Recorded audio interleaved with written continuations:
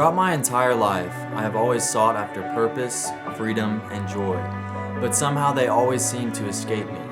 No matter what I did or who I was, I couldn't reach that point of happiness, discover that freedom, or see my purpose. About a year ago, I realized that I had been looking in the wrong places all along. I called myself a Christian, I went to church, I was a kind person, but I didn't fully grasp what it meant to be a follower of Christ. Throughout all of this, I was struggling with an intense depression, and I was a slave to addiction. My life was a meaningless cycle of attempts and failures at solving these issues.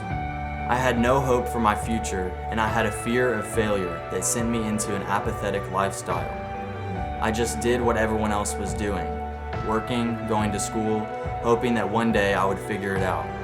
I really longed to have more and to be in close connection with God and to have a relationship with Him, but I wasn't willing to give up the things that I loved. I wanted God, but the sad truth was, I wanted my sin more. Subconsciously, I thought that those material things I had held onto so tightly would fill the void I felt deep in my heart. Luke 9:24 says that whoever wants to save their life will lose it, but whoever loses their life for me will save it. It wasn't until I came to Narrogate that I truly discovered how to let go of my sin and give my life to God. It was through daily devotion and dedication to Him that He has shown me what it truly means to be a follower of Christ, holding nothing back and fully surrendering my life to Him. He instilled in me the knowledge of my true identity, not who the world says that I am, not merely my occupation, but who God says I am. He has given me freedom from sin and addiction that used to rule my life. No longer am I a slave to sin, but I'm a slave to Christ.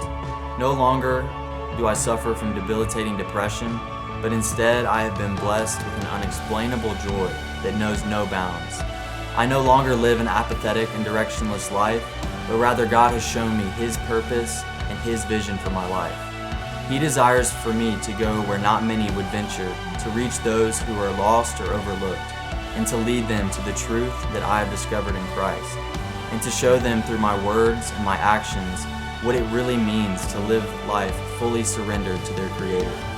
God is sending me on an adventure in His name. I know it won't be easy, and I'll have to count the cost, but I am no longer full of fear that deceived my heart into believing that I was incapable of being used for God's glory.